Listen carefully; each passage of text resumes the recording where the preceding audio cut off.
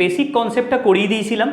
আজকে পার্সেন্টেজের এসএসসির কিছু প্রিভিয়াস ইয়ার তোমাদেরকে করাবো। SSC CGL, CHSL, MTS, GD সমস্ত এক্সামের প্রিভিয়াস ইয়ার কিন্তু এই পিপিটিতে আমি রেখেছি। তো তোমরা যারা এসএসসির অ্যাসপিরেন্ট তাদের জন্য খুবই একটা ভালো ভিডিও হতে চলেছে, তাই দেরি না করে চলো ক্লাসটা শুরু করা যাক। ওকে, চলো। 1 নাম্বার কোশ্চেন কি বলছে?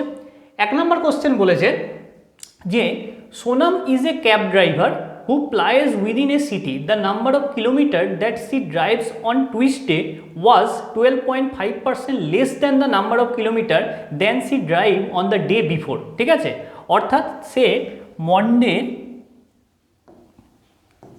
আর টুইসডে রেশিওটা আমাদেরকে বলে দিয়েছে যে day before, Tuesday day before মানে কত? মন্ডে। আর বলেছে সি ড্রাইভস টুইসডে 12.5% লেস।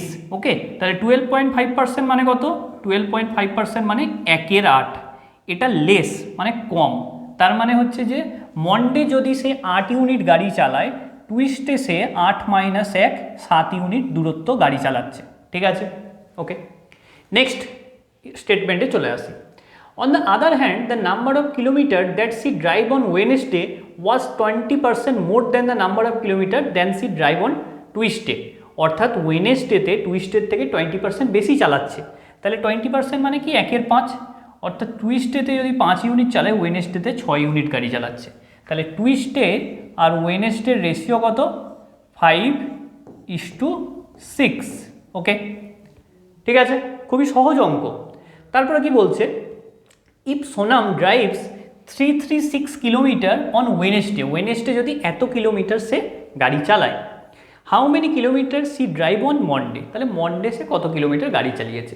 তাহলে দেখো এটা একদম রেশিওর খুব সিম্পল অ্যাপ্লিকেশন। ওকে, পার্সেন্টেজ আর রেশিওর একটু মিক্সচার বলতে পারো অঙ্কটা। ওকে, তাহলে দেখো এখানে টুইসডেতে এখানে আছে 7 ইউনিট, এখানে টুইসডেতে আছে 5 ইউনিট, কিন্তু সেটা তো রাখা যাবে না। টুইস্টের দুটো ক্ষেত্রে একই রাখতে হবে, তাহলে আমাদেরকে রেশিওটাকে অ্যাডজাস্ট করতে হবে। রেশিওটাকে অ্যাডজাস্ট করতে গেলে কি করব? দেখো এটাকে 5 দিয়ে গুণ করব, তাহলে এই রেশিওটা কত হয়ে যাবে? 40:35। আর দেখো এটাকে 7 দিয়ে গুণ করব, তাহলে কত হয়ে যাবে? এটা 35:42। তার মানে দেখো আমাদের রেশিওগুলো অ্যাডজাস্ট হয়ে গেল। এখানেও টুইস্টেটা 35 সেকেন্ড কন্ডিশন থেকে, ফার্স্ট কন্ডিশন থেকেও টুইস্টেটা 35, তাহলে আমাদের রেশিওটা অ্যাডজাস্ট হয়ে গেল। ওকে, এবারে কি করতে হবে? এবারে বলেছে ওয়েনেসডেতে 336 কিলোমিটার গাড়ি চালায়, তাহলে 42 ইউনিট মানেই হচ্ছে 336 কিলোমিটার। ওকে, তাহলে মন্ডে কত গাড়ি চালায়? তাহলে 40 ইউনিট মানে কত? দেখো 42-এর সঙ্গে 8 গুণ করলে আমরা 336 পাচ্ছি, তাহলে 40-এর সঙ্গে যদি 8 গুণ করি তাহলে কত পাবো? 320 কিলোমিটার। তার মানে মন্ডে সে গাড়ি চালিয়েছে 320 কিলোমিটার। ওকে, দেখো অপশন সি হচ্ছে আমাদের রাইট অ্যান্সার। অপশন সি হয়ে গেল আমাদের রাইট অ্যান্সার। দেখো এটা সিএইচএসএল 2022-এ এসেছিল, খুবই ভালো কোশ্চেন, কিন্তু 2022-এ সিএইচএসএল এসেছিল। তো এই টাইপের কোশ্চেনই আসে এসএসসিতে, জানো প্রিভিয়াস ইয়ার হচ্ছে মাস্ট। ওকে, চলো এবার আমরা 2 নম্বর কোশ্চেন দেখব। আশা করি প্রত্যেকে বুঝতে পারলে। যদি কিছু বুঝতে অসুবিধা হয় তোমরা নিচে কমেন্ট করে জানাবে, ঠিক আছে? আমি কমেন্টে আরেকবার বলে দেবো। ক্লিয়ার? চলো নেক্সট 2 নম্বর কোশ্চেন। এবার দেখো একটা ইলেকশনের অঙ্ক দিয়েছে। সামনে ইলেকশন তোমরা জানো 2024-এ, তো তার আগে প্রচুর কিন্তু নোটিফিকেশান বেরোচ্ছে। ইলেকশন থেকে আমার মনে পড়লো, তো এই বছরটা কিন্তু তোমাদের জন্য একদম গোল্ডেন মানে বছর আর কি, গোল্ডেন ইয়ার। মানে রাজ্য সরকারের যেমন ভ্যাকেন্সি বেরোচ্ছে, কেন্দ্র সরকারও সেরকম ভ্যাকেন্সি বেরোচ্ছে, একদম কম্পিটিশন দিয়ে। তাই প্রিপারেশনটা কিন্তু খুব ভালো করে রাখো। ওকে, কি বলছে? In an election there were 3 candidate, A B C, 3জন ক্যান্ডিডেট আছে। 10% of the eligible voter did not vote, 10% লোক ভোট দেয়নি। Okay, out of those who voted, যারা ভোট দিয়েছে তাদের মধ্যে 45% voted for A, 35% voted for B, and the remaining 20% vote for C. ঠিক আছে, তাহলে আমি ধরেই নিচ্ছি এখানে দেখো এই 10%টা কোনো কাজেই লাগবে না। ঠিক আছে, অনেকে তোমাদের কনফিউজ করার জন্য দিয়েছে, অনেকে কনফিউজ হয়েও যাবে। আমি ধরে নেবো যে ভোটটা পড়েছে কাস্টিং ভোট, সেটাই 100, সেটাই 100। আমার টোটাল ভোটটা 100 ধরে কাস্টিং ভোটটাকে 90 মানে 10 কমিয়ে 90 করার কিন্তু দরকার নেই, ক্যালকুলেশনটা জটিল হয়ে যাবে। ঠিক আছে, কারণ এটার কোনো ভূমিকাই নেই অঙ্কে, দেখবে একটু পরে। এ পেয়েছে 35%, তাহলে এ বি আর সি 3জন আছে। এ পাচ্ছে 35, বি কত পেয়েছে? বি পেয়েছে, সরি, এ পেয়েছে 45, এ 45, বি হচ্ছে 35 আর সি হচ্ছে 20, হলো। এবারে বলেছে অ্যান্ড হ্যাঁ 30% of the vote poll for A and 20% poll for B later deemed invalid. কিছু ভোট ইনভ্যালিড হয়ে গেছে, ঠিক আছে, অনেক সময় কিছু ভোট ঠিক করে পড়ে না, সেগুলোকে ইনভ্যালিড ঘোষণা করা হয়। তাহলে এর কি হয়েছে? এর 30% ইনভ্যালিড, তার মানে 70% কি এর ভ্যালিড। তাহলে এর ভ্যালিড ভোট, এটা কাস্টিং ভোট, এরপরে হচ্ছে ভ্যালিড ভোট, ভ্যালিড ভোটটা বের করব। তাহলে এর ভ্যালিড ভোট কত? এর ভ্যালিড ভোট হচ্ছে, দেখো 30% যদি ইনভ্যালিড হয় তার মানে ভ্যালিড হচ্ছে 70%, তাহলে 45-এর 70% ইন্টু 70/100। ওকে, বি এর বলেছে 20% ইনভ্যালিড, তাহলে বি এর ভ্যালিড কত? 80%, এটা ইন্টু 80/100। আর সি এর কী বলেছে?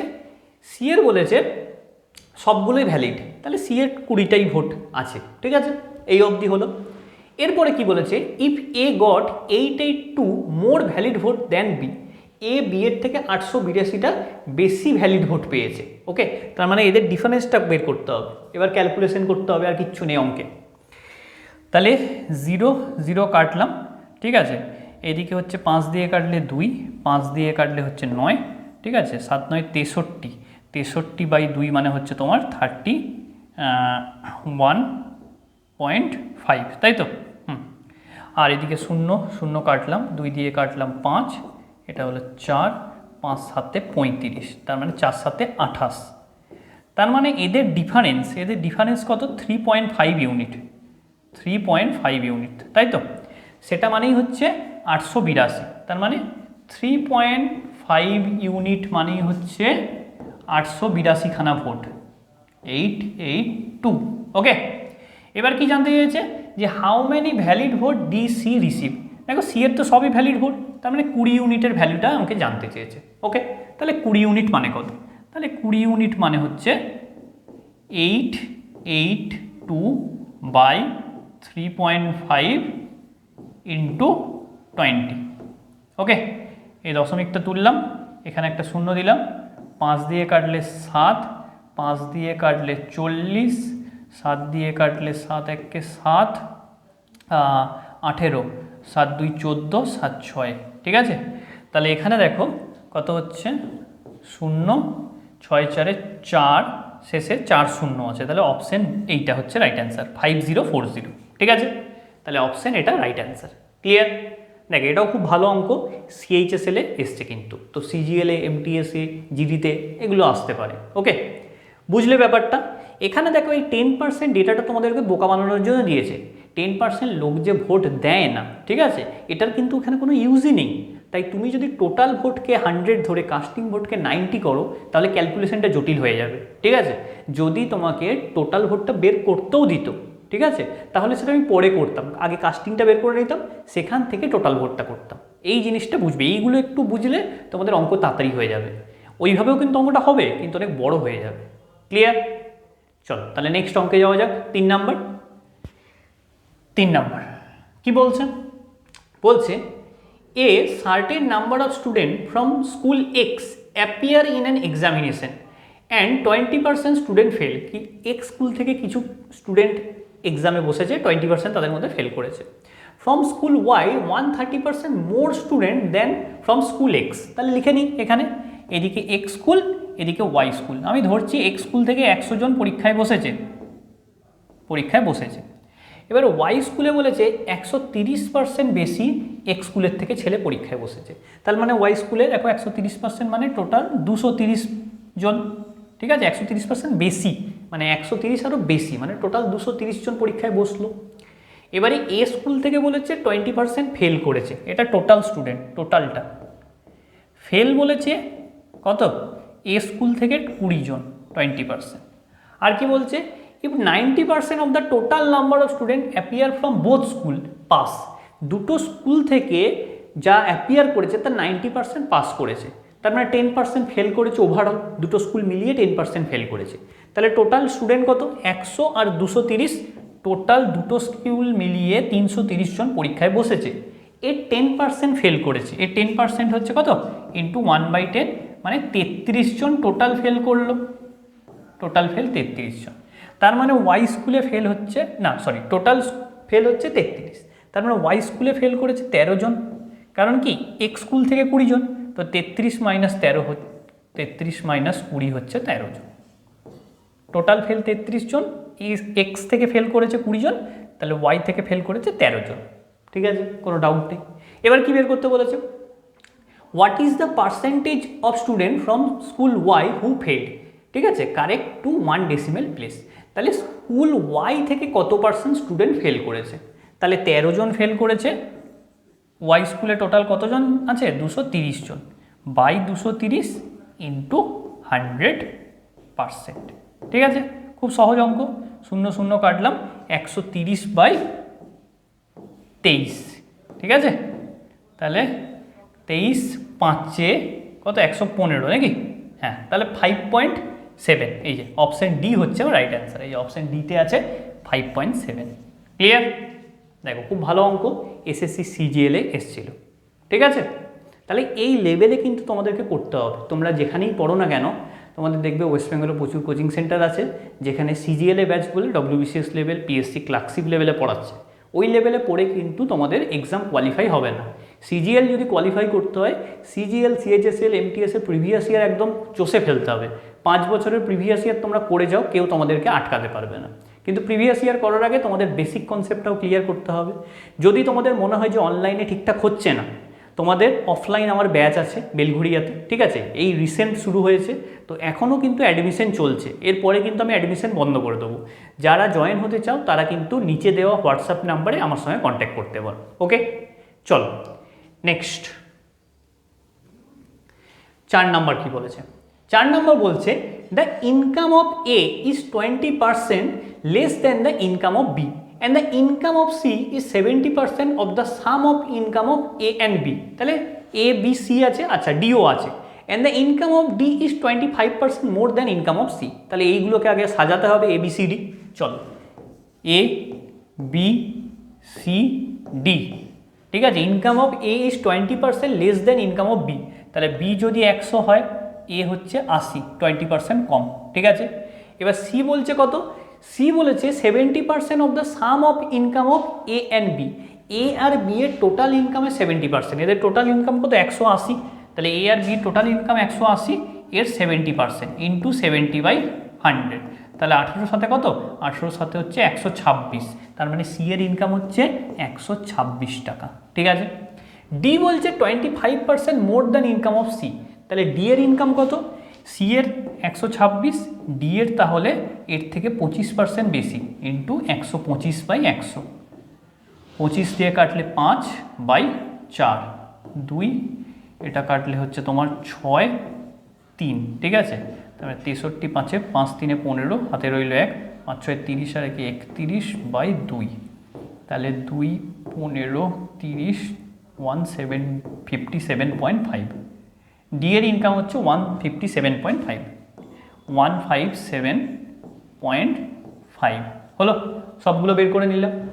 এবারে বলেছে if the difference between the income of B and D is 23,000, B আর ডি এর ইনকামের ডিফারেন্স হচ্ছে 23,000, তার মানে বি 100 আর ডি হচ্ছে 157.5, তার মানে এদের ডিফারেন্স হচ্ছে 57.5, এত ইউনিট মানেই হচ্ছে 23,000।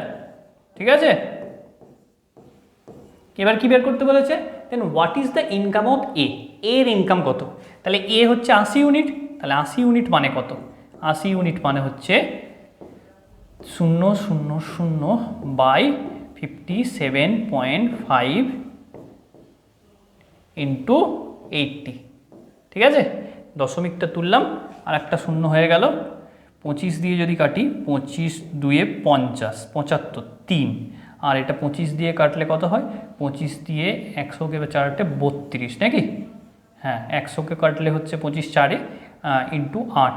ঠিক আছে, 8 4 32, তাহলে 23 দিয়ে কাটলে 1000, তার মানে হচ্ছে 32,000, তার মানে এর ইনকাম হচ্ছে 32,000। ওকে, তাহলে অপশন এ হচ্ছে রাইট অ্যান্সার। ক্লিয়ার? দেখো এটাও সিজিএলে এসছে 2021 সালে, খুবই ভালো অঙ্ক, ঠিক আছে, কঠিন কিন্তু নয়, কিন্তু তোমাদের একটু ক্যালকুলেশনটা তাড়াতাড়ি করতে হবে আর কিভাবে কি করছে একটু বুঝতে হবে। বেসিক যদি ক্লিয়ার থাকে কিন্তু হয়ে যাবে তোমাদের।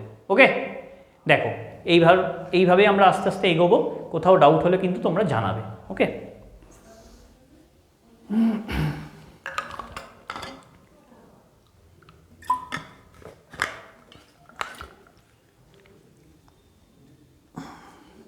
চলো নেক্সট অঙ্কে চলে যাই।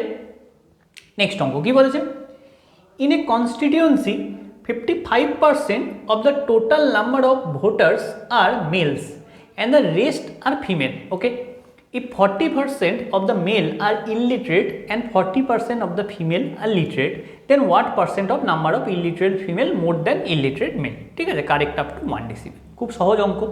আমি ধরে নেব টোটাল 1000 জন আছে, ঠিক আছে, 1000 কেন ধরলাম, ফ্র্যাকশানে আসবে না, 100 ধরলে ফ্র্যাকশানে চলে আসার একটু চান্স বেশি। তার মধ্যে 55% বলেছে কি মেল, তাই তো, 55% মেল, তাহলে 550 জন হচ্ছে মেল আর বলেছে বাকিটা ফিমেল, তাহলে ফিমেল কত 45, মানে 450 জন ফিমেল, ঠিক আছে।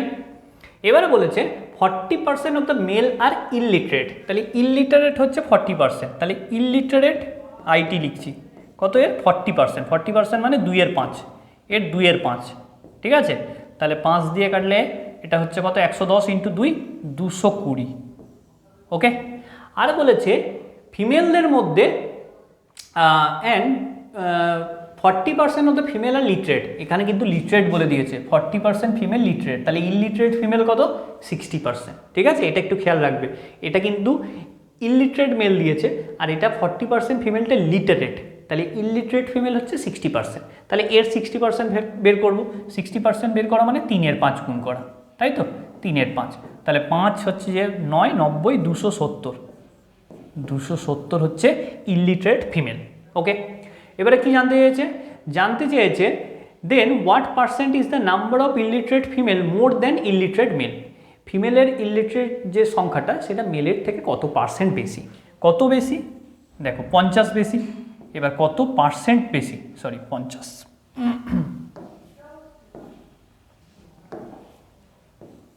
ঠিক আছে, তাহলে 50/220 ইন্টু 100। ওকে, 0 0 কাটলো, 2 দিয়ে কাটলাম 11, 2 দিয়ে কাটলাম 5, ওকে, তাহলে 250, এটা কাটাকুটির দরকার ছিল না, ফালতু করলাম, 11 দিয়ে 11 2 22, এটা হচ্ছে তোমার 30, 11 2, ঠিক আছে, 22.7, অপশান এ হচ্ছে রাইট অ্যান্সার, ঠিক আছে। এটা মুখে মুখে করা যেত, এটা যদি না কাটতাম, এটা হচ্ছে তোমার, এটা যদি না কাটতাম ক্যালকুলেশনটা তখন মুখে মুখে করা যেত।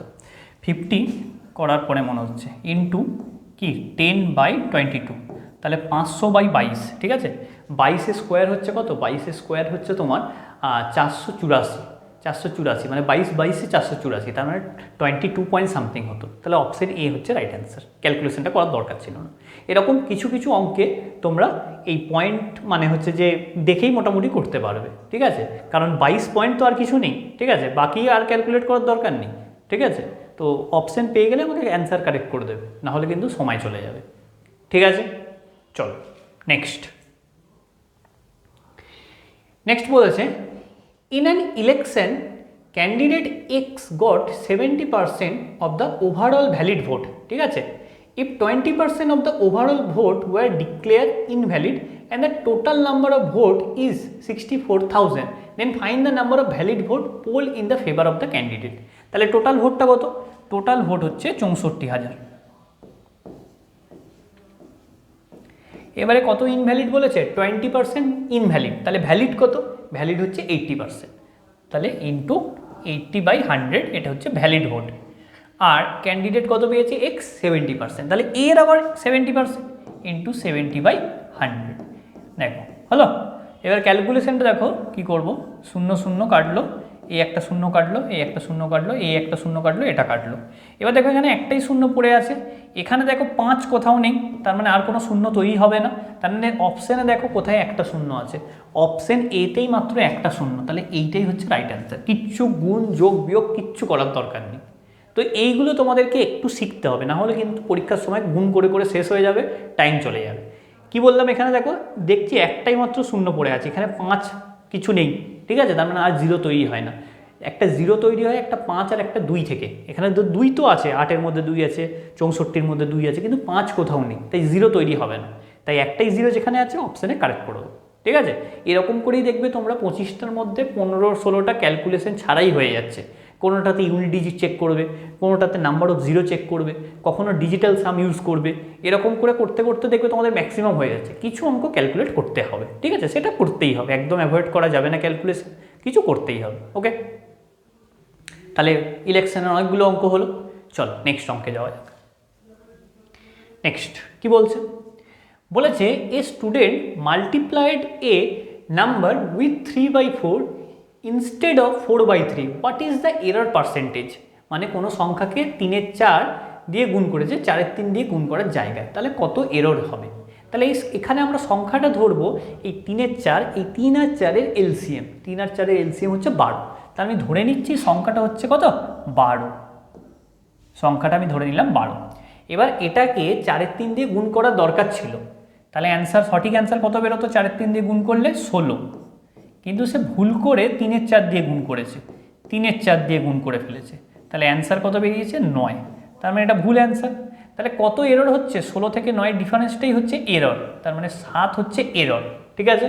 তার মানে এরর পার্সেন্টেজ কত 7/16 ইন্টু 100%। এখানে কিন্তু নিচে সবসময় 16 যায়, এরর পার্সেন্টেজ বের করতে গেলে অ্যাকচুয়াল যেটা অ্যান্সার হওয়ার কথা ছিল সেটাকে নিচে রাখতে হয়, এই জায়গাটা একটু খেয়াল রাখবে। অনেকে ভুল করে 9টাকে বসিয়ে ফেলে, সেটা কিন্তু হবে না। ক্লিয়ার? চলো এবার ক্যালকুলেট করে দিলে এটা হয়ে যাবে 4 আর এটা হচ্ছে তোমার 25, ঠিক আছে। তার মানে হচ্ছে তোমার 25 সাথে 175/4, ওকে। তার মানে 4 4 16, 4 মানে হচ্ছে অপশন বি 43.75%। ক্লিয়ার? দেখো ঠিক আছে, এটাকে আরেকটু তাড়াতাড়ি ক্যালকুলেট কীভাবে করা যেত, আমরা যদি অ্যাপ্রক্সিমেশন করে নিতাম। এখানে 25-এর জায়গায় ভেবে না 24, ঠিক আছে। অ্যাপ্রক্সিমেশন আরেকটা মেথড, দেখো কীভাবে এটাকে ক্যালকুলেট করা যায়। এখানে 25-এর জায়গায় তুমি ভাবো 24, এই অবধি আসতে হবে না, 25-এর জায়গায় ভাবো এটাকে 24 আছে, ঠিক আছে। এবার তুমি 25 নেই, ধরো এটা 24 আছে, তাহলে 4 6 24, 6 7 42, 42-এর কাছাকাছি কোনটা, অপশন বিটা হচ্ছে 42-এর কাছাকাছি, তাহলে এটাই হচ্ছে অ্যান্সার। এইভাবে করা যায়, কিন্তু এই মেথডের একটা মানে হচ্ছে কি বলবো, মানে সবসময় করা যায় না যদি অপশানগুলো একদম ক্লোজ থাকে, ঠিক আছে। এটার একটাই হচ্ছে তোমার ড্রব্যাক, সেটা হচ্ছে অপশানগুলো যদি একদম ক্লোজ থাকে করা যায় না, কিন্তু এখানে অপশানগুলো দেখছি দূরে দূরে আছে, তাহলে এখানে অ্যাপ্রক্সিমেশন ইউজ করা যায়। এরকম তোমাদের আমি করাতে করাতে অনেক ক্যালকুলেশনের ট্রিক্স বলে দেবো, সেগুলো কিন্তু তোমরা আস্তে আস্তে রপ্ত করে নিও। ক্যালকুলেশন আলাদা করে শেখার দরকার নেই, করাতে করে দিয়ে তোমাদের শিখিয়ে দেবো, ঠিক আছে। আলাদা করে শিখলে কিন্তু কোনোদিন মনে থাকবে না, অঙ্কে কীভাবে ইউজ হচ্ছে এটা দেখেই তোমাদের ক্যালকুলেশনটা শিখতে হবে, ঠিক আছে। চলো তারপরে কি বলেছে, a reduction of 20% in the price of sugar enable a purchase to obtain 4 kg more for ₹160, the original price of sugar per KG is, ঠিক আছে। এটাও খুব ভালো অঙ্ক, বারবার পরীক্ষায় আসে। তাহলে চিনির দাম 20% কি হচ্ছে, 20% কমে গেছে, তাহলে 20% মানে কি 1/5, ওকে। তাহলে কমে গেছে মানে মাইনাস হচ্ছে, তাহলে দামটা 5:4, তার মানে আগে 5 হলে এখন হচ্ছে 4, এটা হচ্ছে প্রাইসটা।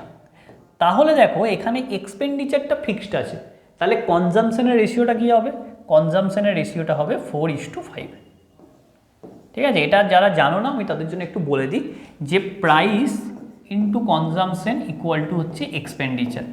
তাহলে এটা যদি কনস্ট্যান্ট হয় তাহলে প্রাইসের রেশিওর ইনভার্স রেশিওটা হচ্ছে কনজামশনের রেশিও, ঠিক আছে। এক্সপেন্ডিচারটা যদি কনস্ট্যান্ট হয় তাহলে প্রাইসের রেশিওর ইনভার্স রেশিও হচ্ছে কনজামশনের রেশিও, ঠিক আছে। তাহলে প্রাইসের রেশিও হচ্ছে 5:4, তাহলে কনজামশনের রেশিওটা হবে 4:5, ওকে। এবার বলেছে তাহলে এখন সে 4 কেজি বেশি চিনি পাচ্ছে, তাহলে দেখো এখন আগে 4 ইউনিট ব্যবহার করতো, এখন 5 ইউনিট ব্যবহার করছে। তার মানে কত ইউনিট ব্যবহার বাড়লো? ব্যবহার বাড়লো 1 ইউনিট। তাহলে 1 ইউনিট মানেই হচ্ছে কত? 1 ইউনিট মানেই হচ্ছে 4 কেজি। আগে 4 কেজি ব্যবহার করতো, এখন 5 কেজি ব্যবহার করছে, ঠিক আছে? সরি, 5 কেজি না, 5 ইউনিট। আগে 4 ইউনিট ব্যবহার করতো, এখন 5 ইউনিট ব্যবহার করছে, মানে 1 ইউনিট ব্যবহার বাড়লো। এবার 1 ইউনিট মানেই 4 কেজি, এখানে বলে দিয়ে যে 4 কেজি বেশি ব্যবহার করছে, তার মানে 4 কেজি 1 ইউনিট মানে। তাহলে 4 ইউনিট মানে কত? 4 ইউনিট মানে হচ্ছে 16 কেজি। অর্থাৎ আগে তারা ফ্যামিলিতে 16 কেজি চিনি ব্যবহার করতো, ঠিক আছে? এবার কি জানতে চাইছে? Original price of the sugar per KG, প্রতি কেজি চিনির দাম কত? তাহলে আগে 160 টাকা তোমার খরচা হচ্ছিল এর জন্য, তাহলে 16 কেজির দাম হচ্ছে 160 টাকা। তাহলে 1 কেজির দাম কত? 1 কেজির দাম হচ্ছে 10 টাকা। দেখো খুবই সহজ অঙ্ক, ক্লিয়ার? অপশন বি হচ্ছে রাইট অ্যান্সার। অঙ্ক কঠিন কিছু জিনিস নয়, সহজ জিনিস, কিন্তু কনসেপ্টটা যদি ঠিক থাকে, ঠিক আছে? আগের দিন কনসেপ্টের ক্লাসটা কিন্তু প্রত্যেকে করবে, ক্লিয়ার? দেখো ঠিক আছে, চলো নেক্সট অঙ্কে চলে যাই। নেক্সট কি বলেছে? The income of A is 60% less than of B and the expenditure of A equal to 60% of expenditure B. If A's income equal to 70% of B's expenditure, ঠিক আছে? Then what is the ratio of the savings of A and B? তাহলে A R B এর savings ratio কত? ঠিক আছে, তাহলে A এদিকে আর এদিকে B। এটাও খুব ভালো অঙ্ক, আগের বার অনেক কটা শিফটে এসছে অঙ্কটা, সিজিএলে এসছে। তাহলে A এর ইনকাম বলেছে 60% less then that of B. 60% মানে কি 3 এর 5, তাহলে বি এর যদি 5 হয় তার থেকে 3 কম, তার মানে এর ইনকাম হচ্ছে 2, ঠিক আছে? ওকে, এবারে বলেছে এটা বাদ দাও, এক্সপেন্ডিচারটা বাদ দাও। লাস্টে কি বলেছে? লাস্টে বলেছে এর income equal to 70% of B এর এক্সপেন্ডিচার, ঠিক আছে? তাহলে বি এর যদি এক্সপেন্ডিচারটা 100 হয়, ঠিক আছে, বি এর যদি এক্সপেন্ডিচার 100 হয়, তাহলে এর ইনকাম কত? এর ইনকাম হচ্ছে 70, ঠিক আছে? এটা হচ্ছে এর ইনকাম, আর বি এর হচ্ছে তোমার 100, ঠিক আছে? আর কি বলেছে? আর বলেছে ইফ বলেছে and the expenditure of A equal to 60% of expenditure of B, ঠিক আছে? 60% এক্সপেন্ডিচার অফ বি, তাহলে এটা ইনকামের রেশিও ছিল। আর এক্সপেন্ডিচারের রেশিও কত? এক্সপেন্ডিচারের রেশিও বলেছে এরটা 60% অফ বি, তাহলে 3:5, এটা হচ্ছে এক্সপেন্ডিচারের রেশিও। ওকে, এবার কি বলছে? এবার বলেছে if A's income equal to 70% of, আচ্ছা চলো এটাকে একটু অন্যভাবে করে দিই।